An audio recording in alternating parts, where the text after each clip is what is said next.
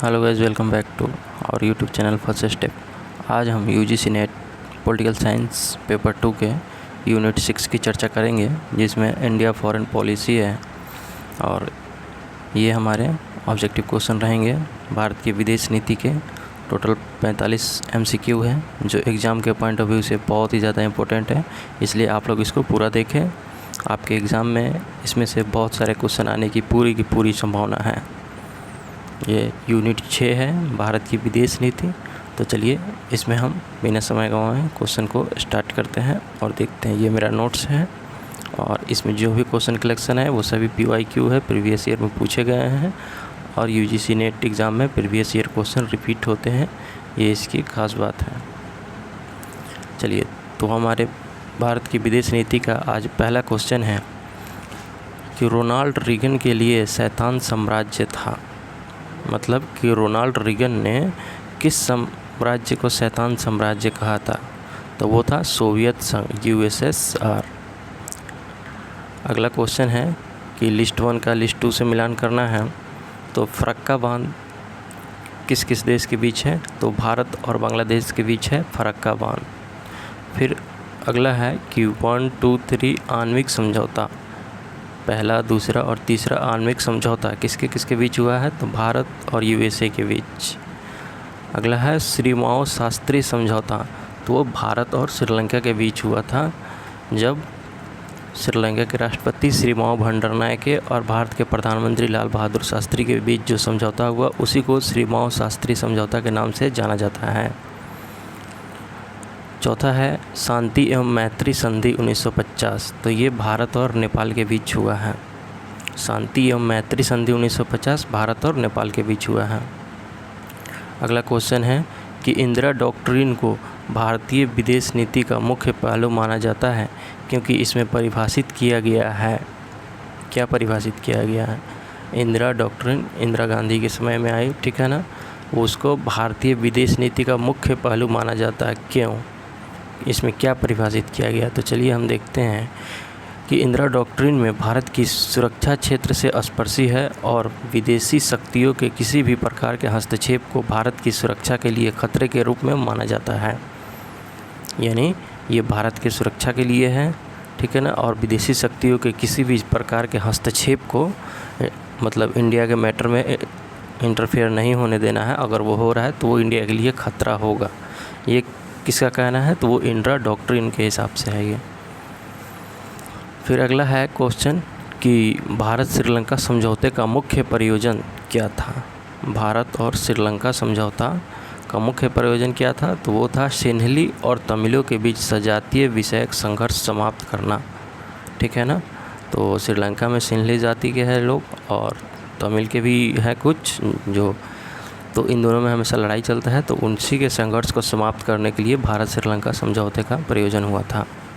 इसमें guys question number पे नहीं जाइएगा, ये क्वेश्चन नंबर अलग है, ये मेरे नोट्स का है। और लेकिन आपको टोटल क्वेश्चन हम 45 करा देंगे। यहाँ क्वेश्चन का सीरियल नंबर अलग है, थोड़ा ये एग्ज़ाम में डायरेक्ट क्वेश्चन की तरह है और इसमें डायरेक्ट आंसर मिलेगा आपको, क्योंकि ये शॉर्ट नोट्स बनाया गया था। ये मेरे खुद के नोट्स हैं। अब हम आगे बढ़ेंगे। अगला लिस्ट है कि 1962 के, और देखिए एग्ज़ाम में हमारा मैचिंग भी बहुत सारा आता है, लेकिन उसमें ध्यान देना रहता है कि कोई अगर आपको एक भी आ रहा है, ठीक है ना, तो पूरा का पूरा मैचिंग आपको पकड़ा जाएगा, क्योंकि ऑप्शन ही इसी तरह से सीट किया जाता है। इसलिए बड़ा बड़ा देख करके घबराने की ज़रूरत नहीं है। देखिए 1962 के बाद विदेश मंत्री द्वारा चीन का प्रथम दौरा हुआ, ठीक है ना। किसकी सरकार में? तो वो मोरारजी देसाई की सरकार में, ठीक है ना। 1962 के बाद विदेश मंत्री द्वारा चीन का प्रथम दौरा हुआ मोरारजी देसाई की सरकार में। अगला क्वेश्चन, मतलब अगला मैचिंग है भारतीय संविधान का व्यापक संशोधन कब हुआ? तो इंदिरा गांधी की सरकार के समय में हुआ, ठीक है ना। बस कूटनीति वो कब हुई थी? वाजपेयी की सरकार में। अटल बिहारी वाजपेयी नवाज शरीफ के बुढ़ापे पाकिस्तान गए थे बस से, तो वही बस डिप्लोमेसी हुआ था, तो वो उस समय वाजपेयी जी की सरकार थी। फिर है आर्थिक उदारीकरण, ये किसके सरकार में हुई? तो PV नरसिम्हा राव की सरकार में हुए थे। इसी में LPG आया था, लिबरलाइजेशन, प्राइवेटाइजेशन और ग्लोबलाइजेशन, उसी को हम लोग आर्थिक उदारीकरण कहते हैं। उस समय किसकी सरकार थी? तो पीवी नरसिम्हा राव प्रधानमंत्री थे भारत के। अगले क्वेश्चन की तरफ हम लोग बढ़ेंगे। अपने पड़ोसी देशों के प्रति भारत की नीति का अपारस्परिकता सिद्धांत किस बात की विचार करता है? अपने पड़ोसी देशों के प्रति भारत की नीति का अपारस्परिकता सिद्धांत किस बात की विचार करता है? तो वो है पड़ोसी देशों के साथ पारस्परिकता के बिना संबंधों को सुधारने के प्रयत्न। पड़ोसी देशों के साथ पारस्परिकता के बिना संबंधों को सुधारने के प्रयत्न। अगला क्वेश्चन है कि घटनाओं का सही कालानुक्रमिक क्रम लगाइए, यानी क्रोनोलॉजिक ऑर्डर में लगाना है। कौन घटना कब हुआ था, ये भी क्वेश्चन बहुत एग्जाम में पूछे जाते हैं क्रोनोलॉजी सजाने के लिए। तो देखिए, क्यूबा संबंधी मिसाइल संकट जो है वह 1962 में हुआ था। क्यूबा संबंधी मिसाइल संकट 1962 में हुआ था। भारत रूस मैत्री संधि कब हुआ? 1971 में हुआ। पोखरण में भारत का प्रथम आणविक विस्फोट कब हुआ? तो वो 1974 में हुआ। पोखरण में भारत का प्रथम आणविक विस्फोट कब हुआ? 1974 में हुआ। चौथा है इसमें भारत के संरचनात्मक समायोजन कार्यक्रम को अपनाया कब? 1991 में। भारत के संरचनात्मक समायोजन कार्यक्रम को अपनाना 1991 में हुआ ये। फिर अगला क्वेश्चन है कि विश्व व्यापार संगठन यानी WTO के अंदर पारस्परिकता का सिद्धांत किसका विचार करता है? WTO के अंदर पारस्परिकता का सिद्धांत किसका विचार करता है? तो वो है राष्ट्र द्वारा व्यापार अवरोधों को कम करना और बदले में दूसरे राष्ट्र के द्वारा भी उतने ही कम हो। राष्ट्र द्वारा व्यापार अवरोध मतलब एक दूसरे देश के बीच जो व्यापार करने में हमारी बाधा उत्पन्न हो रही है उसको कम करना, लेकिन उसके लिए दोनों राष्ट्र बराबर करें, ठीक है ना। एक ऐसा नहीं कम कर दे दूसरा नहीं करें। अगला क्वेश्चन है कि रेजन डी इटेट से क्या अभिप्राय है? रेजन डी इटेट जो है इस शब्द से क्या अभिप्राय है? इस शब्द का क्या मतलब है? तो इस शब्द का मतलब है राष्ट्रीय हित। इस शब्द का क्या मतलब है? राष्ट्रीय हित। अगला क्वेश्चन है कि संरचनात्मक समायोजन कार्यक्रम की अपेक्षा होती है कि क्या अपेक्षा होती है? संरचनात्मक समायोजन कार्यक्रम जो चलती है उसकी क्या अपेक्षा होती है, क्या उम्मीदें होती है? तो वो गरीब देशों की सरकारों को निजीकरण तथा अन्य उदारवादी उपायों को अपनाना चाहिए। इससे संबंधित होता है। गरीब देश जो है उसकी सरकार को निजीकरण तथा अन्य उदारवादी उपायों को अपनाना चाहिए ताकि उसका आर्थिक विकास हो सके। अगला क्वेश्चन है कि द CEPA यानी comprehensive economic partnership agreement was officially endorsed in October 2010 between India and south Korea. कह रहा है कि CEPA एक एग्रीमेंट है जिसको हम लोग पूरा नाम में कॉम्प्रिहेंसिव इकोनॉमिक पार्टनरशिप एग्रीमेंट बोलते हैं।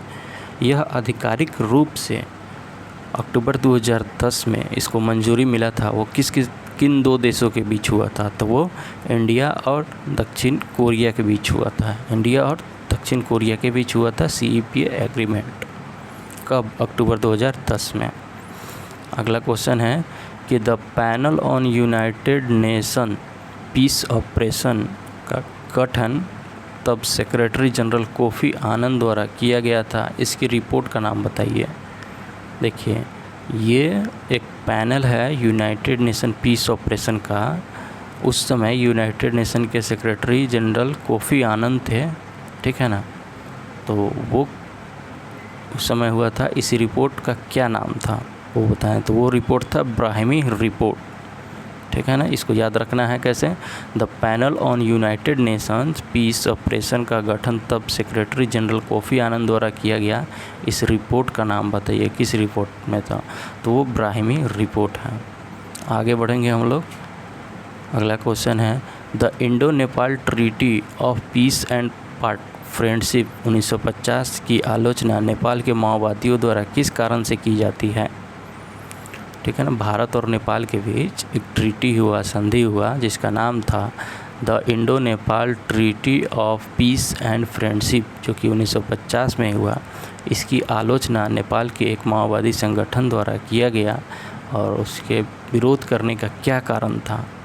तो चलिए देखते हैं। कारण में पहला कारण बता रहा असमान संधि, दूसरा है नेपाली अस्मिता का बढ़ता हुआ दावा, तीसरा है चीन से समान दूरी की नीति और चौथा है उपर्युक्त सभी।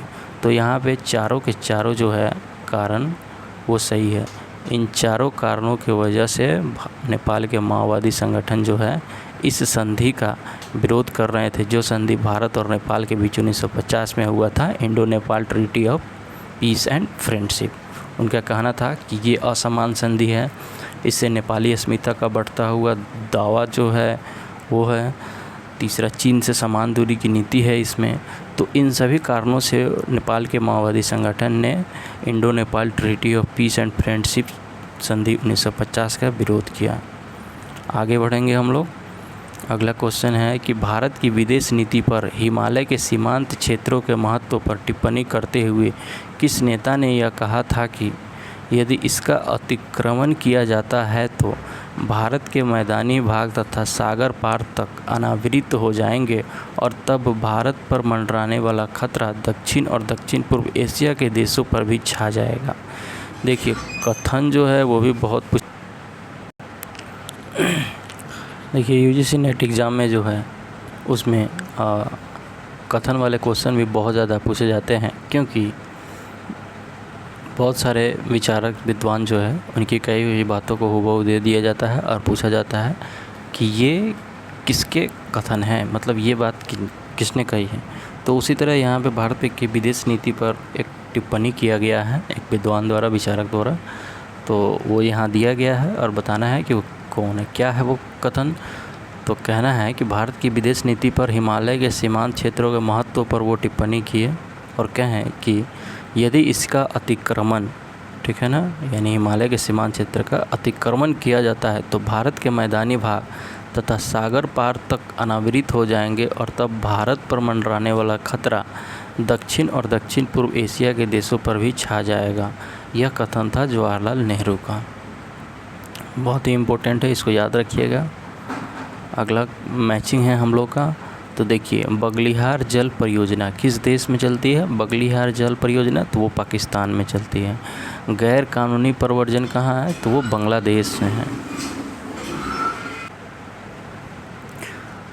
बगलिहार जल परियोजना किस देश में है? तो वो पाकिस्तान में है। गैर कानूनी प्रव्रजन जो है वो बांग्लादेश में है और अल्पकालिक मार्ग जो है वह नेपाल में है। फिर है एक तवांग घटना जो कहाँ हुई थी? वो चीन में हुआ था, ठीक है ना। इसको याद रखना है कि बगलिहार जल परियोजना पाकिस्तान में, गैर कानूनी प्रव्रजन का मामला बांग्लादेश में, अल्पकालिक मार्ग जो है वह नेपाल से संबंधित है और तवांग घटना जो है वह चीन से संबंधित है। अगले क्वेश्चन की तरफ हम लोग बढ़ेंगे। तो इसमें संधि दिया गया है लिस्ट 1 में और लिस्ट 2 में उस संधि का वर्ष दिया गया है कि कब हुआ था। तो देखिए, पहला है कॉम्प्रिहेंसिव टेस्ट बैंड ट्रीटी, यानी जिसे हम लोग CTBT कहते हैं, वह 1996 में हुआ था। अब इसका हिंदी नहीं कहिएगा, इसको इंग्लिश में ही याद कीजिए, ऐसे ही पूछा जाता है हूबहू। कॉम्प्रिहेंसिव टेस्ट बैंड ट्रीटी यानी CTBT वो कब हुआ था? 1996 में हुआ था। फिर एंटी बैलिस्टिक मिसाइल यानी ABM treaty, anti ballistic missile treaty कब हुआ था? वह 1972 में हुआ था। फिर तीसरा है स्ट्रेटजिक आर्म रिडक्शन ट्रीटी 1 यानी START 1 कब हुआ था? 1991 में हुआ था। इसको याद रखना है कि START का फुल फॉर्म क्या होता है? Strategic arm reduction treaty first कब हुआ? 1991 में हुआ। फिर चौथा है कि स्ट्रेटजिक ऑफेंसिव रिडक्शन ट्रीटी यानी SOT कब हुआ था? 2002 में हुआ था। इसको भी याद रखना है, SOT का फुल फॉर्म क्या होता है? Strategic offensive reduction treaty. ये कब हुआ? 2010 में। चलिए इसको एक बार और रिपीट कर देते हैं। कॉम्प्रिहेंसिव टेस्ट बैंड ट्रीटी यानी CTBT कब हुआ? 1996 में हुआ। Anti ballistic missile ABM treaty कब हुआ? 1972 में हुआ। Strategic arm reduction treaty first यानी START 1 कब हुआ? 1991 में हुआ। स्ट्रेटजिक ऑफेंसिव रिडक्शन ट्रीटी यानी SOT कब हुआ? 2002 में हुआ।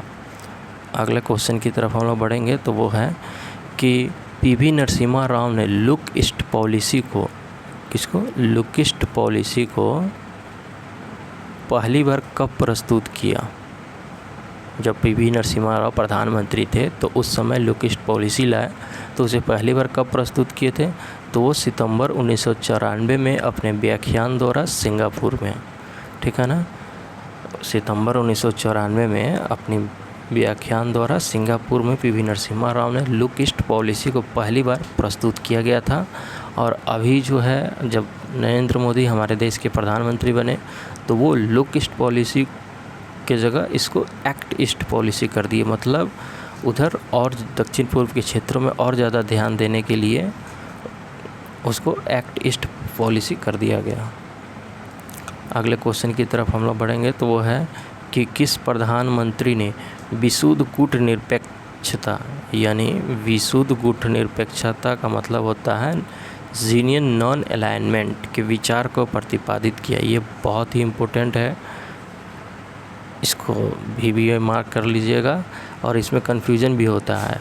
यहाँ है कि विशुद्ध कूटनिरपेक्षता के विचार को प्रतिपादित किया और एक पूछता है कि मतलब नॉन अलाइंड मूवमेंट नैम, तो उस नैम जहाँ पूछेगा वहाँ पे प्रधानमंत्री नेहरू हो जाएंगे और जहाँ पे जीनियन लग जाएगा, जीनियन नॉन अलाइंड मूवमेंट, तो वो हो जाएगा मोरारजी देसाई ने ये दिया था। ठीक है ना, यानी विशुद्ध कूटनिरपेक्षता के विचार जो है मोरारजी देसाई ने दिया था, जिसको इंग्लिश में हम लोग जीनियन नॉन अलाइनमेंट कहते हैं।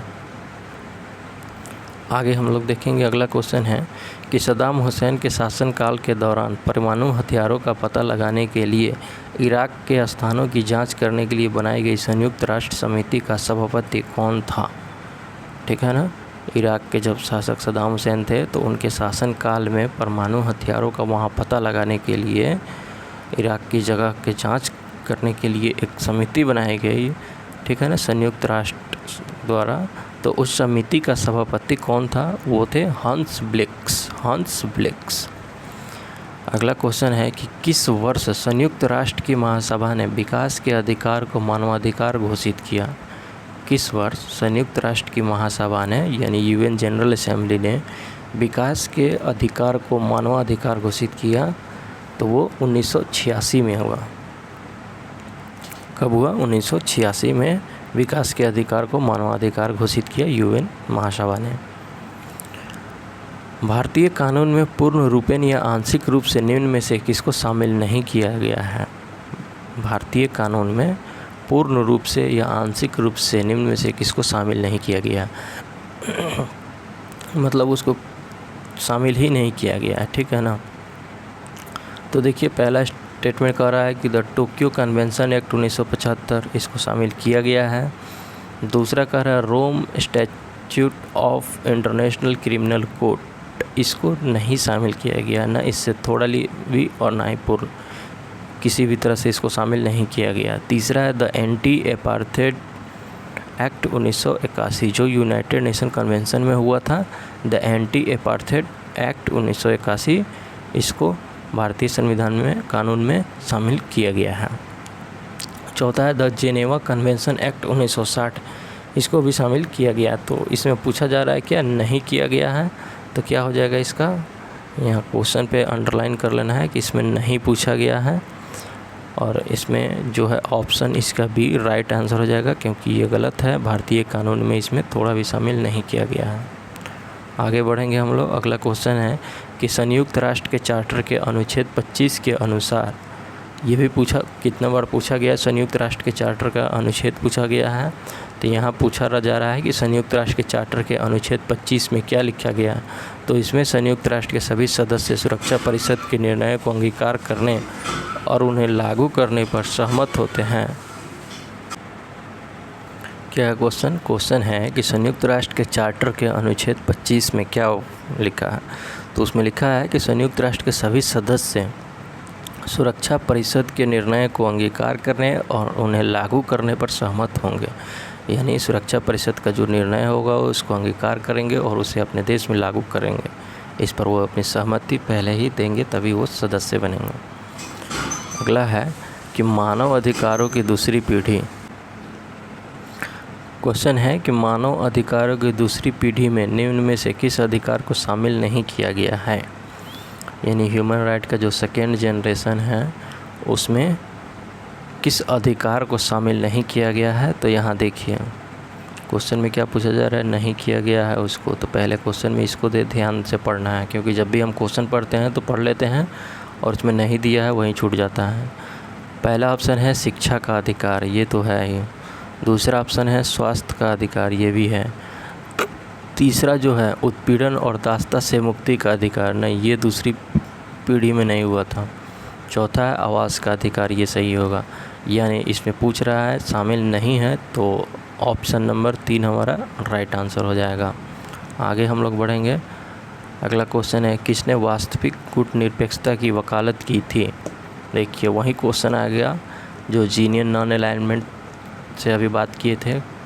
तो बताइए आप लोग कमेंट बॉक्स में कि वास्तविक कूटनिरपेक्षता यानी जीनियन नॉन अलाइनमेंट के किसने दिया था, इसके प्रतिपादक कौन है। ठीक है, तो उसी से रिलेटेड अगर वो मालूम है तो आपको पता चल जाएगा कि वो शख्स किस पार्टी से जुड़े हुए थे। तो वो जनता पार्टी से जुड़े हुए थे और जनता पार्टी की सरकार 1977 में बनती है। तो इसी द्वारा वास्तविक गुटनिरपेक्षता की वकालत की गई थी, वो थे मोरारजी देसाई। अगला क्वेश्चन है निम्न में से कौन से कथन सही है। 4 कथनों को पढ़ना है और बताना है कि इसमें कौन सही है। चलिए देखते हैं।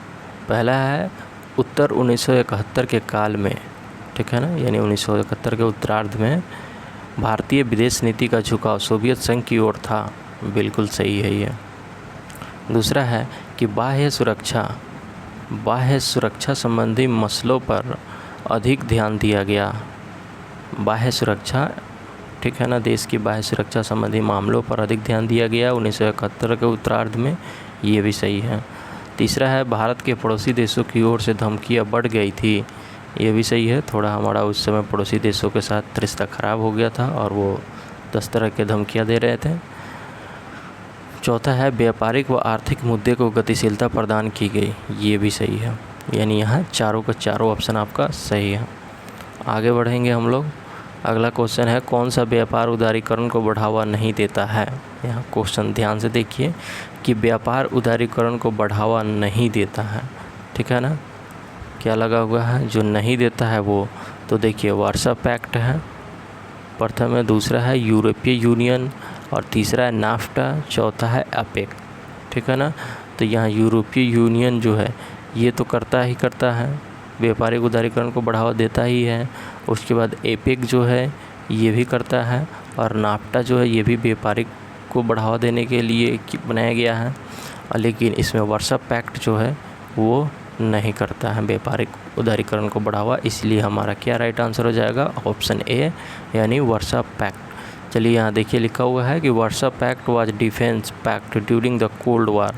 तो ये जो है कोल्ड वार के समय जो है ये एक डिफेंस पैक्ट था, ना कि व्यापारिक उदारीकरण को लेकर के था। आप समझ में आ गया होगा। आगे बढ़ेंगे हम लोग। अगला क्वेश्चन है कौन सा कथन नेहरूवादी विदेश नीति का भाग या अंग नहीं है। देखिए नेहरू जी का जो विदेश नीति था उसका कौन सा भाग नहीं है, ठीक है ना, वो देखना है। तो इसके लिए हमको सभी कथन को पढ़ना होगा। पहला कथन है कि आक्रमण के विरुद्ध समुचित सुरक्षा व्यवस्था महत्वपूर्ण है, ये तो बिल्कुल सही है। आक्रमण के विरुद्ध समुचित सुरक्षा व्यवस्था महत्वपूर्ण है, बिल्कुल सही है। दूसरा ऑप्शन है पाकिस्तान को बांधे रखने के लिए अंतर्राष्ट्रीय विधि व संस्थाओं के साथ द्विपक्षीय संधियों व समझौतों का प्रयोग करना, नहीं, ये गलत है। तीसरा ऑप्शन है हमारा कि पाकिस्तान को उसके पैरोकारों व समर्थकों से दूर रखना, ये भी सही है। चौथा है पाकिस्तान के साथ शांति, मैत्री व सहयोग की संधि करने का प्रयास करना, ये भी सही है। यानी यहाँ पे ऑप्शन बी जो है वो गलत है, वो नहीं है नेहरू की विदेश नीति का भाग, और वहीं पूछा जा रहा है, तो हमारा राइट आंसर ऑप्शन बी हो जाएगा। फिर हम आगे बढ़ेंगे अगले क्वेश्चन की तरफ। अगला क्वेश्चन है अभिकथन और कारण तर्क, ठीक है ना। ये भी बहुत एग्जाम में पूछा जाता है। इसको पहले तो दोनों कथन को पढ़ना है, अभिकथन और तर्क को देखना है दोनों सही है या नहीं है, कौन, या फिर एक सही है दो गलत है, दो सही है एक गलत है, या दोनों सही है या दोनों गलत हैं। उसके बाद उसमें कारण ढूंढने का प्रयास करना है। तो देखेंगे हम इसको। अभिकथन कह रहा है कि संपूर्ण विश्व में अन्योन्याश्रितता यानी इंटरडिपेंडेंस तथा सूचनाओं के प्रसार ने वैश्वीकरण की प्रक्रिया को शक्तिशाली बताया है तथा इसके फलस्वरूप राष्ट्र राज्य की शक्ति व क्षेत्र सीमित हुई है, बिल्कुल सही है, ठीक है ना, ये बिल्कुल सही है। इसके बाद इसका जो है तर्क दे रहा है कि विश्व व्यापार पर प्रमुखतः विकसित राष्ट्रों का नियंत्रण है। ये भी सही है, विश्व व्यापार पर जो विकसित राष्ट्र है उसका नियंत्रण तो है ही। अब देखना है कि इसका सही कारण है या नहीं है। तो देखिए, इसका मैं एक ट्रिक बता रहा हूँ कि जब भी अभिकथन पढ़िए उसके जस्ट बाद तर्क पढ़िए और इन दोनों के बीच में आप बिकॉज लगा करके पढ़िए, क्योंकि, ठीक है ना, क्योंकि लगा करके पढ़िए तो पता चल जाएगा है कि नहीं। देखिए पढ़ते हैं हम, सुनिएगा ध्यान से। संपूर्ण विश्व में अन्योन्याश्रितता, इंटरडिपेंडेंस तथा सूचनाओं के प्रसार ने वैश्वीकरण की प्रक्रिया को शक्तिशाली बताया है तथा इसके फलस्वरूप राष्ट्र राज्य की शक्तियाँ व क्षेत्र सीमित हुई है, क्योंकि विश्व व्यापार पर प्रमुखतः विकसित राष्ट्रों का नियंत्रण है। देखिए एकदम लय बैठ जा रहा है। तो क्या होगा इसका आंसर? दोनों कथन सही है और तर्क जो है अभिकथन की व्याख्या कर रहा है। आगे बढ़ेंगे। अगला क्वेश्चन है कि निम्न में कौन सा कथन असत्य है, उसकी पहचान करना है। पहला है निम्रना वार्ता भारत चीन संबंधों के विषय में है। नहीं, गलत है। निम्रना वार्ता जो है भारत चीन के संबंध में नहीं है। दूसरा है ओटावा वार्ता भारत पाकिस्तान संबंधों के विषय में है। बिल्कुल सही है। देखिए कनाडा की राजधानी ओटावा है, तो इससे ये नहीं समझना है कि भारत और कनाडा के बीच ये संबंध है, ठीक है ना। ये वार्ता हुई थी, ये वार्ता भारत और पाकिस्तान के बीच हुई थी, लेकिन कनाडा की राजधानी ओटावा में जाकर के हुआ था, इसलिए इसका नाम पड़ गया ओटावा। लेकिन ये किससे संबंधित है? भारत और पाकिस्तान के विषय से संबंधित है, तो ये सही है। ऑप्शन तीसरा है सिंगरीला वार्ता, ठीक है ना। ऑप्शन 3 जो है सिंगरीला वार्ता है, जो भारत सिंगापुर संबंधों के विषय में है। यहाँ सिंगरीला से भी आप गेस कर सकते हैं कि भारत और सिंगापुर के संबंधों के विषय में ये वार्ता हुई है। चौथा है रायसीना वार्ता, जो भू राजनीति तथा भू अर्थव्यवस्था के विषय में भारत का फ्लैगशिप सम्मेलन है। रायसीना वार्ता भू राजनीति तथा भू अर्थव्यवस्था के विषय में भारत का फ्लैगशिप सम्मेलन है। देखिए तो यहाँ पे जो है सॉरी इसमें जो सी ऑप्शन था सिंगरीला वार्ता वो गलत है, ठीक है ना। ऑप्शन सी जो है सिंगरीला वार्ता, ये भारत और सिंगापुर संबंध यहाँ दे रहा है, तो ये नहीं होगा। ये क्या हो जाएगा हमारा? ये कथन गलत हो जाएगा। ऑप्शन 4 जो है रायसीना वार्ता भू राजनीति तथा भू अर्थव्यवस्था के विषय में भारत का फ्लैगशिप सम्मेलन है, ये सही है, ठीक है ना। यानी ऑप्शन ए और ऑप्शन सी हमारा क्या हो जाएगा? गलत हो जाएगा। और कथन में पूछा जा रहा था क्या गलत है वहीं, तो यहाँ पे राइट आंसर ऑप्शन ए और सी हो जाएगा। अब देखिए ये क्यों गलत है, इसमें क्या है, तो यहाँ लिखा हुआ है, आपको ध्यान से देखिएगा कि निम्रा वार्ता जो है, निम्रा डायलॉग जो है वो इंडिया और पाकिस्तान के बीच हुआ था, ठीक है ना। निम्रा डायलॉग जो है इंडिया और पाकिस्तान के बीच हुआ था। फिर उसके बाद जो है सिंगरीला डायलॉग जो है एशिया पैसिफिक सिक्योरिटी फोरम है। सिंगरीला डायलॉग जो है वो एशिया पैसिफिक सिक्योरिटी फोरम है। आगे बढ़ेंगे हम। अगला क्वेश्चन है कि निम्न क्षेत्रीय समूहों के उदय का सही क्रम बताइए। इसको याद कर लीजिएगा, ये भी बहुत पूछा जाता है, क्योंकि इसमें इसके भारत की विदेश नीति के जो सिलेबस है यूजीसी नेट का, उसमें कुछ अंतर्राष्ट्रीय जो संगठन सब है उसके बारे में भी पूछा जाता है। उसका स्थापना कब हुआ था, कितने सदस्य हैं, मुख्यालय कहाँ है, इस संगठन का उद्देश्य क्या है, क्या किस लिए कार्य करता है, ये सब चीज़ें रहती है। तो यहाँ पे वही दिया हुआ है कि कुछ क्षेत्रीय समूह के उदय कब हुए, उसका गठन कब हुआ, वो बताना है। देखिए ओपेक जो है, ओपेक की स्थापना कब हुई थी? 1960 में। ओपेक की स्थापना 1960 में हुआ, ठीक है ना। ये ओपेक का फुल फॉर्म क्या होगा? Oil and petroleum export country. फिर दूसरा है आसियान। आसियान की स्थापना कब हुआ था? 1967 में। इसका फुल फॉर्म क्या होगा? Association of south east Asian nation. फिर आते हैं सार्क। सार्क की स्थापना कब हुआ था? 1985 में। इसका फुल फॉर्म क्या होगा? South Asian association for regional cooperation. उसी तरह एपेक की स्थापना कब हुआ था? ये भी एक क्षेत्रीय समूह है, तो इसकी स्थापना 1989 में हुआ था। अब हम आगे बढ़ेंगे अगले क्वेश्चन की तरफ। अगला क्वेश्चन है हमारा, कौन सा अंग, मतलब यूएन का कौन सा अंग द हेग में स्थित है और इसमें 15 न्यायाधीश होते हैं जो 9 वर्ष की अवधि के लिए नियुक्त होते हैं? तो वो है अंतर्राष्ट्रीय न्यायालय, यानी इंटरनेशनल कोर्ट ऑफ जस्टिस। ये यूएन का अंग है, जिसका मुख्यालय कहाँ है? नीदरलैंड के द हेग में। और इसमें कुल 15 न्यायाधीश होते हैं। जो न्यायाधीश 9 वर्ष के लिए नियुक्त होते हैं, यानी उन न्यायाधीशों की अवधि जो होती है वो 9 वर्ष के लिए नियुक्त होते हैं अंतर्राष्ट्रीय न्यायालय में। यहाँ पे एक ध्यान देने वाली बात यह है कि ये इंटरनेशनल कोर्ट ऑफ जस्टिस है, यानी ICJ, और इसी से संबंधित एक आता है ICC, इंटरनेशनल क्रिमिनल कोर्ट। और इन दोनों में पूछा जाता है कि कौन सा यूनाइटेड नेशन का अंग है।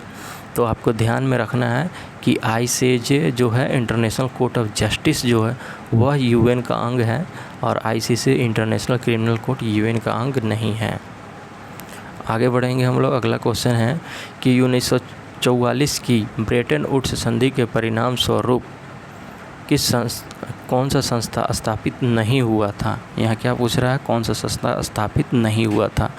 जो ब्रेटन वुड्स संधि हुआ था 1944 में, उसके तहत कौन सी संस्था की स्थापना नहीं हुई थी।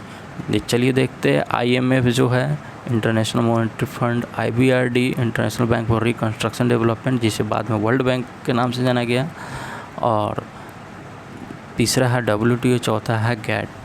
तो आपको ध्यान में रखना है कि ब्रेटन वुड्स संधि के तहत IMF, IBRD और GATT, इन तीनों का स्थापना हुआ था, लेकिन वर्ल्ड बैंक का स्थापना नहीं हुआ था। ये GATT जी जो है, वहीं आगे चल के 1995 के आसपास में इसको WTO में कन्वर्ट कर दिया गया। तो उस समय, यानी 1944 में जब ब्रेटन वुड्स सम्मेलन हुआ, उस समय WTO का अस्तित्व नहीं था, तो यह उस संधि के तहत स्थापित नहीं हुआ है। इसका राइट आंसर हो जाएगा। आगे चलेंगे। अगला क्वेश्चन है 2024 में G20 शिखर सम्मेलन का आयोजन कौन सा देश करेगा। तो इसको याद रखना है, करंट अफेयर से भी रिलेटेड ये क्वेश्चन है। वो करेगा, ब्राज़ील करेगा। 2024 में कौन करेगा? ब्राज़ील। और 23 में कौन किया था? इंडिया किया था। 23 में अपना देश इंडिया किया था, ठीक है ना। इसका G20 शिखर सम्मेलन का आयोजन अभी 24 में ब्राज़ील करेगा। अगला क्वेश्चन है कौन सा सिद्धांत देशों के आपसी जुड़ाव को महत्व देता है और उसे कैनिची ओहम के साथ जोड़ा जाता है। तो वो है सीमा रहित दुनिया, यानी बॉर्डरलेस वर्ल्ड। अगला है दिए गए संघर्षों में से कौन सा यूएन शांति सैनिकों द्वारा सामना किए गए चुनौतियों में शामिल नहीं है। तो देखिए, यूएन शांति सैनिक जो है कौन कौन सी चुनौतियों का सामना किए हैं। तो इजरायली फ़िलिस्तीनी संघर्ष का सामना किए हैं, बिल्कुल सही है। सीरियाई गृह युद्ध का सामना किए हैं, ये भी सही है। अफ़गान युद्ध का सामना नहीं किए हैं, और यमन युद्ध का सामना किए हैं। यानी इजराइल फ़िलिस्तीनी संघर्ष में जो है यूएन शांति सैनिक भेजे गए थे, तभी तो इस संघर्ष के सामना किए, सही है। सीरियाई गृह युद्ध में भी यूएन शांति सैनिक भेजे गए थे और वो इस संघर्ष की सामना किए, लेकिन अफ़गान युद्ध में यूएन शांति सैनिक नहीं भेजे गए थे, इसलिए वो संघर्ष का सामना नहीं किए। और अब क्वेश्चन में पूछ भी रहा है नहीं किए, उसको बताना है। चौथा है यमन युद्ध, इसमें भी यूएन शांति सैनिकों को भेजा गया था। आगे बढ़ेंगे हम लोग। अगला क्वेश्चन है कि दिए गए में से कौन सा 17 सतत विकास लक्ष्यों SDG में से नहीं है। चलिए, ये भी SDG का जो 17 लक्ष्य बताया गया है उसमें पूछा गया है। तो वो है गरीबी समाप्ति, यानी नो पॉवर्टी। दूसरा है स्वच्छ जल और स्वच्छता, ये भी है। सस्ती और स्वच्छ ऊर्जा, ठीक है। और चौथा है ग्लोबल पीस एंड सिक्योरिटी, यानी वैश्विक शांति और सुरक्षा, ठीक है ना। तो affordable, clean and green energy, यहाँ पे चारों का चारों जो है वह SDG का लक्ष्य है, ठीक है ना। ये आपके पेपर 1 से रिलेटेड भी है, इसको देख लीजिएगा। इसका सीरियल नंबर पूछा जाता है, या फिर हम पेपर 1 में जब पढ़ाएंगे तो उसमें बता देंगे डिटेल इसका। अगला क्वेश्चन है आधुनिक वैश्विक पूंजीवाद की समस्याओं के हिस्से के रूप में 2000 में कौन सा वित्तीय संकट हुआ था। तो वो है .com बब्बल वित्तीय संकट जो है 2000 ईस्वी में हुआ था, आधुनिक वैश्विक पूंजीवाद की समस्याओं के हिस्से के रूप में। यह एक वित्तीय संकट था, क्या था? .com बब्बल। आगे बढ़ेंगे हम लोग। अगला क्वेश्चन है संयुक्त राज्य अमेरिका और भारत के बीच ऐतिहासिक संबंधों के बारे में कौन सा बयान सही है। चलिए, USA और भारत के बीच संबंध के बारे में कथन पढ़ेंगे हम लोग। 1954-55 में पाकिस्तान ने यूएसए के साथ सीटो और सेंटो पर हस्ताक्षर किए, जिससे भारत और अमेरिका के बीच अंतर बढ़ गया। ठीक है ना, जिससे भारत और अमेरिका के बीच अंतर बढ़ गया। सही है। दूसरा कथन है, अमेरिका ने 1962 में चीन भारत युद्ध के दौरान भारत का समर्थन किया और 1963 में हरित क्रांति में भारत के साथ सहयोग किया। तीसरा कथन है, 1974 में भारत के पोखरण प्रथम परमाणु परीक्षण के बाद अमेरिका ने प्रतिबंध लगाए। बिल्कुल सही है। चौथा है,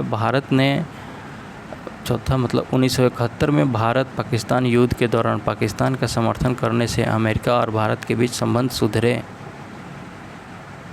क्या लगता है, सही हो सकता है ये? चलिए देख लेते हैं। सही तो होगा ही नहीं, क्योंकि 1971 में भारत पाकिस्तान जब युद्ध हुआ तो अमेरिका यहाँ पे पाकिस्तान का समर्थन कर दे रहा है, तो फिर भारत और पाकिस्तान के बीच संबंध कैसे सुधर जाएगा? ये तो गलत ही होगा ना, क्योंकि रिश्ते में खटास आ जाएगी कि भाई तुम हमारे दुश्मन को कैसे सपोर्ट कर रहे हो। पांचवा ऑप्शन है, राष्ट्रपति क्लिंटन की 2000 में भारत की यात्रा ने दोनों देशों के बीच मनमुटाव को समाप्त किया। ये सही है। तो इस हिसाब से हमारा ऑप्शन 1, 2, 3 और 5 सही हो जाएगा। ऑप्शन 4 जो है वो गलत हो जाएगा। ठीक है। अगला क्वेश्चन है, भारत और चीन के बीच ऐतिहासिक संबंधों के बारे में कौन से बयान सही हैं? 1949 में भारत ने चीन के साथ राजनयिक संबंध स्थापित किए और कम्युनिस्ट पीआरसी सरकार को मान्यता दी। देखते हैं आगे। ऑप्शन 2 है, 1954 का पंचशील समझौता भारत और चीन के बीच शांतिपूर्ण सह-अस्तित्व के 5 सिद्धांतों की स्थापना करता है।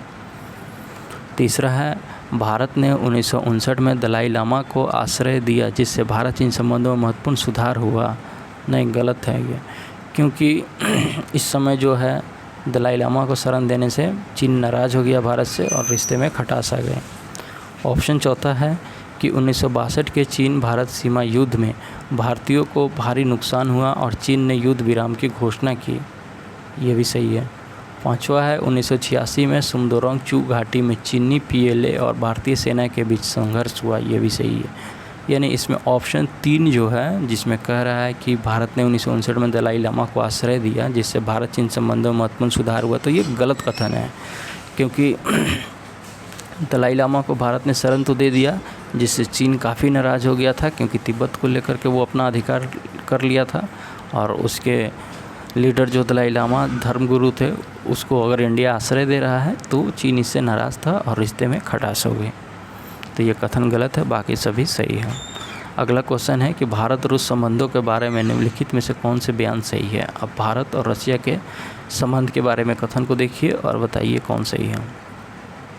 पहला कथन है, यूएसएसआर, जो बाद में 1991 में विघटन होकर के रूस बन गया, ने कश्मीर मुद्दों पर भारत का लगातार समर्थन किया है, विशेष रूप से संयुक्त राष्ट्र सुरक्षा परिषद में। दूसरा है, 1971 के शांति मित्रता और सहयोग संधि ने भारत और यूएसएसआर के बीच संभावित चीनी आक्रामकता के खिलाफ सैन्य समर्थन की गारंटी दी। देखिए आगे देखते हैं। तीसरा है, सोवियत संघ के विघटन के बाद रूस ने भारत और पाकिस्तान दोनों से पूरी तरह से अलगाव की नीति अपनाई। चौथा है, 2000 में राष्ट्रपति पुतिन के भारत दौरे के दौरान एक सामरिक साझेदारी समझौते पर हस्ताक्षर किए गए। पांचवा है कि भारत और रूस ने संयुक्त रक्षा परियोजनाओं पर सहयोग किया है, जिसमें ब्रह्मोस मिसाइल प्रणाली शामिल है। ये तो अभी लेटेस्ट का है ब्रह्मोस मिसाइल जो है, तो इस हिसाब से जो है ब्रह्मोस मिसाइल, तो ये कथन हमारा तो सही हो जाएगा एकदम। ठीक है ना। अब आगे देखते हैं कि इसमें जो है 5वां सही है और तीसरा चौथा जो है वो गलत है हमारा कथन। इसका मतलब जो है, कहने का मतलब हुआ कि सोवियत संघ विघटन के बाद रूस ने भारत और पाकिस्तान दोनों से पूरी तरह से अलगाव की नीति अपनाई। नहीं भाई, रूस जो है भारत का बहुत बेस्ट फ्रेंड रहा है, तो इसका कैसे साथ छोड़ सकता है। ठीक है ना। और चौथा कह रहा है, 2000 में राष्ट्रपति पुतिन के भारत दौरे के दौरान एक सामरिक साझेदारी समझौते पर हस्ताक्षर किया गया। ये भी गलत है। बाकी ऊपर के 2 कथन जो है वो हमारे सही है, यानी कि यूएसएसआर बाद में रूस ने कश्मीर मुद्दों पर भारत का लगातार समर्थन किया है, विशेष रूप से संयुक्त राष्ट्र सुरक्षा परिषद में, क्योंकि संयुक्त राष्ट्र में रशिया को वीटो पावर मिला हुआ है। और 1971 के शांति मित्रता और सहयोग संधि ने भारत और यूएसएसआर के बीच संभावित चीनी आक्रामकता के खिलाफ सैन्य समर्थन की गारंटी दी। ये भी सही है, जब हमारा 1971 के शांति मित्रता और सहयोग संधि जो हुआ था उसमें। आगे बढ़ेंगे हम लोग अगला क्वेश्चन की तरफ।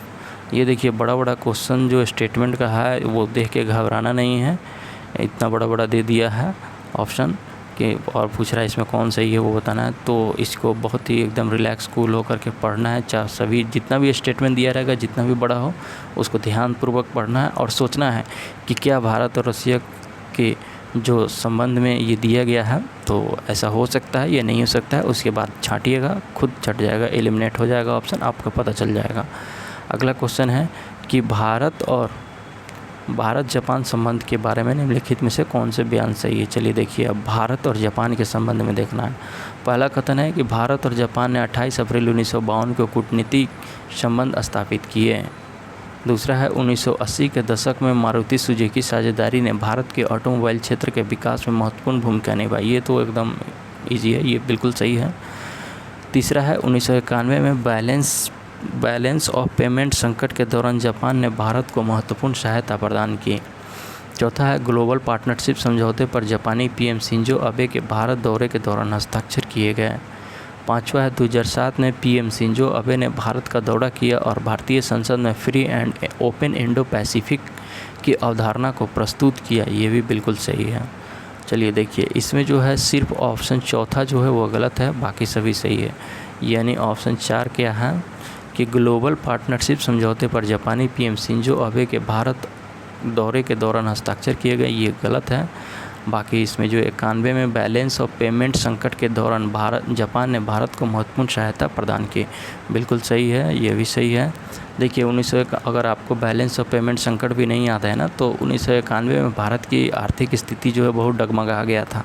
उस समय इसको सहयोग की ज़रूरत थी तो जापान ने सहयोग किया भारत को, और यहीं से वो समय था जब एलपीजी लाया गया। क्योंकि भारत को आर्थिक संकट से निकालना था। उस समय भारत के प्रधानमंत्री कौन थे? तो पी.वी. नरसिम्हा राव। और वित्त मंत्री कौन थे? तो वो मनमोहन सिंह।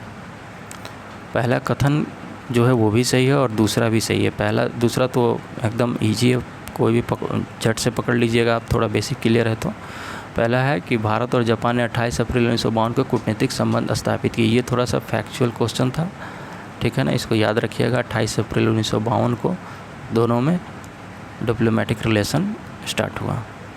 आगे हम लोग बढ़ेंगे। अब आता है भारत और यूके यूनाइटेड किंगडम के संबंधों के बारे में कौन से बयान सही है। चलिए पढ़ते हैं भारत और यूके के रिश्ते के बारे में। पहला कथन है भारत ने 1947 में कॉमनवेल्थ ऑफ नेशन में शामिल हुआ, जिसमें 54 सदस्य देश शामिल है और इसका मुख्यालय ग्रेट ब्रिटेन में है, बिल्कुल सही। दूसरा है भारत और यूके के बीच रणनीतिक साझेदारी 2004 में पीएम मनमोहन सिंह और पीएम टोनी ब्लेयर यानी यूके के प्रधानमंत्री थे टोनी ब्लेयर के कार्यकाल के दौरान स्थापित की गई। तीसरा है 2017 में यूके इंडिया कल्चर ईयर के दौरान महारानी द्वारा बकिंघम पैलेस में आयोजित एक रिसेप्शन था, जिसमें भारत से अरुण जेटली शामिल हुए थे, बिल्कुल सही है। चौथा है ब्रेक्जिट 2016 में हुआ और यूके ने जनवरी 2020 में आधिकारिक रूप से यूरोपीय यूनियन छोड़ दिया। भारत और यूके ने जनवरी 2022 में फ्री ट्रेड एग्रीमेंट के लिए वार्ता शुरू की, ये भी सही है। अगला है पांचवा, पहली इंडिया यूके 2+2 विदेश और रक्षा संवाद 2023 में लंदन में आयोजित की गई, ये गलत है, ठीक है ना, क्योंकि इंडिया और यूके के बीच 2+2 वार्ता नहीं होता है। ये 2+2 वार्ता क्या है, ठीक है ना, ये क्वाड देशों का एक समूह है जिसमें दोनों देशों की तरफ से दोनों देशों के विदेश मंत्री और दोनों देशों के रक्षा मंत्री का संवाद होता है, जिसे हम लोग 2+2 वार्ता कहते हैं। तो ये ऑप्शन 5 हमारा गलत हो जाएगा, बाकी सभी जो है सही हो जाएंगे। वो सिर्फ क्वाड देशों के बीच होता है और उसमें भी एक एक्सेप्शन है कि रसिया एक ऐसा गैर क्वाड देश है, यानी क्वाड में शामिल नहीं है, लेकिन फिर भी हम उसके साथ 2+2 वार्ता करते हैं। आगे बढ़ेंगे। अगला है भारत पाकिस्तान संबंधों के बारे में कौन से बयान सही है। तो चलिए भारत और पाकिस्तान के अब संबंधों को देखते हैं। पहला है 1947-48 की भारत पाकिस्तान युद्ध में भारत ने कश्मीर पर 2/3 नियंत्रण प्राप्त किया। दूसरा है 1950 का लियाकत नेहरू समझौता, एक संधि थी जो दोनों देशों में अल्पसंख्यकों के अधिकारों की सुरक्षा के लिए थी। बिल्कुल सही है यह। तीसरा है 1965 की भारत पाकिस्तान युद्ध के समाप्ति के बाद ताशकंद समझौता हुआ और 1971 के बांग्लादेश स्वतंत्रता युद्ध के परिणाम स्वरूप बांग्लादेश की स्वतंत्रता हुई। देखिए आगे देखते हैं। चौथा ऑप्शन है 1986 की ऑपरेशन ब्रास टैक्स, एक बड़े पैमाने की सैन्य अभ्यास थी जिसमें दोनों देशों के बीच कोई तनाव उत्पन्न नहीं किया। पांचवा है 1998 में भारत और पाकिस्तान दोनों ने परमाणु परीक्षण किए और भारत की आधिकारिक परमाणु नीति में नो फर्स्ट यूज और क्रेडिबल मिनिमम डिटरेंस शामिल है। बिल्कुल सही है ये। तो देखिए इसमें जो है ऑप्शन 4 जो है वो गलत है, बाकी सभी के सभी सही है। 5 तो आप देख ही रहे हैं कि 1998 में भारत और पाकिस्तान दोनों ने परमाणु परीक्षण किया जिसमें भारत की आधिकारिक परमाणु नीति जो है पहला नो फर्स्ट यूज और दूसरा क्रेडिबल मिनिमम डिटरेंस के थे। चौथा जो है 1986 की ऑपरेशन प्रैक्टिस दे रहा है, ये गलत हो जाएगा, ठीक है ना। और बाकी जो है ऊपर के तीनों कथन सही है। ये है 1965 की भारत पाकिस्तान युद्ध समाप्ति के बाद ताशकंद समझौता हुआ और 1971 के बांग्लादेश स्वतंत्रता युद्ध के परिणाम स्वरूप बांग्लादेश की स्वतंत्रता हुई। बिल्कुल सही। दूसरा है 1950 की लियाकत नेहरू समझौता, एक संधि थी जो दोनों देशों में अल्पसंख्यकों के अधिकारों की सुरक्षा के लिए थी। बिल्कुल सही है, ठीक है ना। पहला ऑप्शन है 1947-48 के भारत पाकिस्तान युद्ध में भारत ने कश्मीर पर 2/3 नियंत्रण प्राप्त किया, ये भी सही है। आगे अब हम लोग बढ़ेंगे तो वो है भारत और अफ़गानिस्तान के संबंधों के बारे में कौन से बयान सही है। तो देखिए भारत और अफ़गानिस्तान के रिश्तों को हम पढ़ेंगे तो 2011 की रणनीतिक साझेदारी समझौता SPA भारत अफ़गानिस्तान द्विपक्षीय संबंधों की नींव रखता है। दूसरा ऑप्शन देखिए, भारत ने 2016 के विकास साझेदारी के तहत अफ़गान संसद और सल्मा बांध का निर्माण पूरा किया। बिल्कुल सही है। तीसरा है कि तालिबान ने 15 अगस्त 2021 को अशरफ गनी की सरकार को उखाड़ फेंका और अफ़गानिस्तान का नाम इस्लामिक रिपब्लिक ऑफ अफ़गानिस्तान कर दिया। ये गलत हो जाएगा क्योंकि यहाँ पर रिपब्लिक नहीं है वो, ठीक है ना। रिपब्लिक की जगह पर क्या है, इस्लामिक इमिरेट्स ऑफ अफ़गानिस्तान इसका नाम कर दिया गया, इस्लामिक इमिरेट्स ऑफ अफ़गानिस्तान। चौथा है अब्दुल गनी बरादर तालिबान के सत्ता में आने के बाद अफ़गानिस्तान के नए नेता बने, ये भी सही है। ऑपरेशन देवी शक्ति में तालिबान के कब्ज़े के बाद भारतीय सशस्त्र बलों और विदेश मंत्रालय ने फंसे हुए भारतीयों को निकालने का काम किया, ये भी बिल्कुल सही है। देखिए ऑपरेशन देवी शक्ति जो है भारत सरकार द्वारा चलाया गया, भारत के विदेश मंत्रालय द्वारा, जिसमें जो भी भारतीय वहाँ फंसे थे अफ़गानिस्तान में उसको निकालने का काम किया गया। फिर अब्दुल गनी बरादर जो है वो तालिबान के सत्ता में आने के बाद अफ़गानिस्तान के नए नेता बने और अफ़गानिस्तान का नाम जो क्या रखा, इस्लामिक एमिरेट्स ऑफ अफ़गानिस्तान, ये याद रखना है। बाकी 2016 में वहाँ के अफ़गान की संसद को बनवाया, भारत ने सल्मा बांध का निर्माण करवाया और 2011 की रणनीतिक साझेदारी समझौता भारत अफ़गानिस्तान द्विपक्षीय संबंधों की नींव रखता है। आगे बढ़ेंगे हम लोग अगले क्वेश्चन की तरफ। तो वो अगला क्वेश्चन है कि भारत नेपाल संबंधों के बारे में कौन कौन से बयान सही हैं। अब देखिए भारत और नेपाल के संबंध को हम लोग पढ़ेंगे। पहला ऑप्शन है 1950 का शांति और मित्रता संधि भारत और नेपाल के बीच विशेष संबंधों की नींव रखता है, सोचिए। दूसरा ऑप्शन है 1996 की महाकली संधि गंगा नदी के जल बंटवारे पर एक समझौता है। देखिए भारत और नेपाल के बीच जो है क्या पड़ता है, कौन सी नदी पड़ता है, कमेंट करके बताइए। तीसरा है BBIN यानी बांग्लादेश भूटान भारत नेपाल पहल, मतलब ये एक इनिशिएटिव था BBIN इनिशिएटिव, जिसमें बांग्लादेश भूटान भारत और नेपाल थे, वो एक पहल शुरू किए जो 2015 में बनी और इसमें बांग्लादेश भूटान भारत और नेपाल शामिल है, ये बिल्कुल सही है। ऑप्शन 4 है कि ऑपरेशन मैत्री 2015 भारत द्वारा नेपाल में बाढ़ के बाद की गई एक बड़े पैमाने की आपदा राहत कार्य था।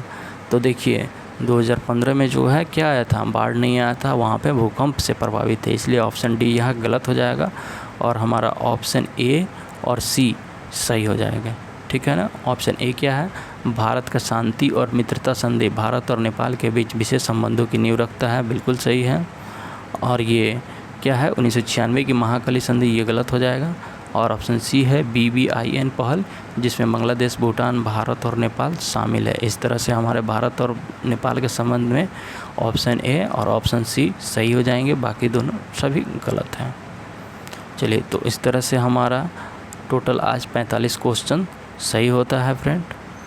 45 क्वेश्चन कंप्लीट हुआ। कैसा लगा आप लोगों को, इसको कमेंट बॉक्स में ज़रूर बताएं, अपना फीडबैक दें और चैनल को लाइक, सब्सक्राइब, शेयर करना ना भूलें। अपने दोस्तों के साथ इसको जोड़ें। और जो भी पॉलिटिकल साइंस बैकग्राउंड के स्टूडेंट हैं, वो चाहे BA कर रहे हो, MA कर रहे हो, इग्नू से MA कर रहे हो या NET JRF की तैयारी कर रहे हो, उसको चैनल से ज़रूर जोड़ें। Thank you.